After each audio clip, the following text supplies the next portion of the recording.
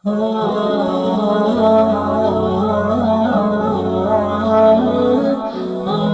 भाई स्पीचेस सबक आमूज वाक़ियात इस्लाही बयानात दुनिया व आखिरत को खूबसूरत बनाए। बिस्मिल्लाहिर्रहमानिर्रहीम अल्हम्दुलिल्लाहि रब्बिल आलमीन अर्रहमानिर्रहीम मालिकी यौमिद्दीन। मोहतरम मुसलमान भाइयों, अस्सलामु अलैकुम व रहमतुल्लाहि व बरकातुहू। आज के सबक का उन्वान है हज़रत अब्दुल्ला बिन मुबारक रहमतुल्लाह अलैह का ख्वाब और एक मोची का हज। एक दफ़ा का जिक्र है, हज़रत अब्दुल्ला बिन मुबारक रहमतुल्लाह अलैह हज बैतुल्लाह के लिए तशरीफ ले गए।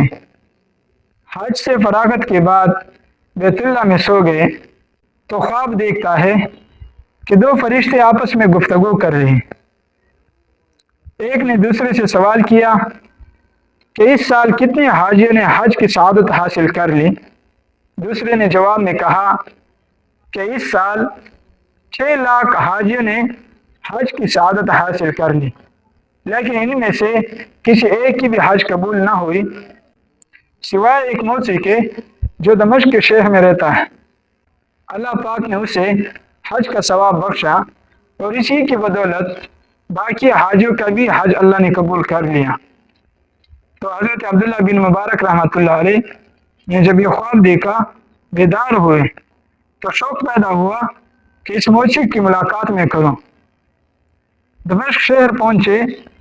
दमिश्क शहर में इस मौसी से मुलाकात हुई तो गुफ्तगू के दौरान हज़रत अब्दुल्ला बिन मुबारक रहमतुल्लाह अलैह ने इनसे पूछा कि इस साल आपने हज अदा कर लिया। तो उस मौसी ने पहले अपना नाम बताया, फिर अपने पेशे के बारे में बताया कि मेरा पेशा ये है। उसके बाद फिर अब्दुल्ला बिन मुबारक रहमतुल्लाह अलैह के बारे में पूछा कि आपका नाम क्या है। तो अब्दुल्ला बिन मुबारक रहमतुल्लाह अलैह ने अपना नाम बताया तो वो नाम सुनते ही बेहोश हुए। फिर जब बेदार हुए उसके बाद ये वाक़या सुनाया कि मैं एक मौसी हूँ और कई मुद्दत से मेरा एक शौक है कि मैं हज की सआदत हासिल कर लूँ, और इसके लिए मैंने 300 दिरहम भी जमा किए थे।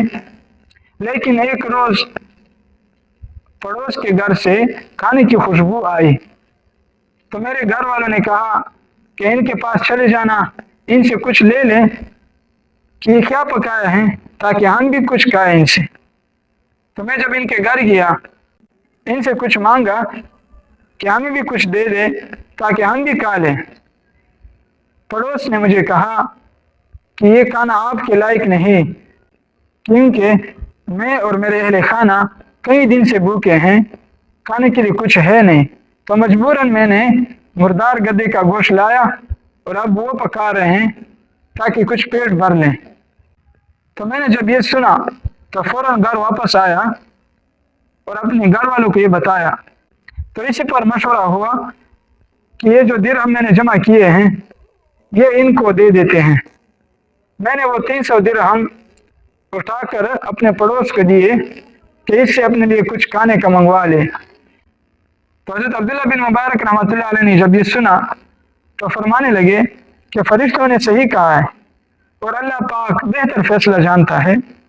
तो मेरे मोहतरम मुसलमान भाइयों, इस वाक़े को बयान करने का मकसद ये था कि हमें भी चाहिए कि हम अपने पड़ोस का ख्याल रखें, इनके बारे में हाल अहवाल पूछें कि क्या हालात ज़िंदगी हैं। ख़ास वो अफराद जो हर साल नफल हज अदा करने के लिए तो जाते हैं लेकिन अपने पड़ोस के बारे में पूछते नहीं कि मेरे पड़ोस का क्या हाल है, कैसे ज़िंदगी गुजार रहा है, क्या मुश्किलात हैं इसके लिए। तो चाहिए कि हम भी अपने मुसलमान होने का हक अदा कर लें और पड़ोस के बारे में पूछें। अल्लाह पाक हम सबको पड़ोसी का हक अदा करने की तौफीक अता फरमाए और इन बातों को समझने की तौफीक अता फरमाए। व आखिर दावाना अनिल हम्दुलिल्लाहि रब्बिल आलमीन।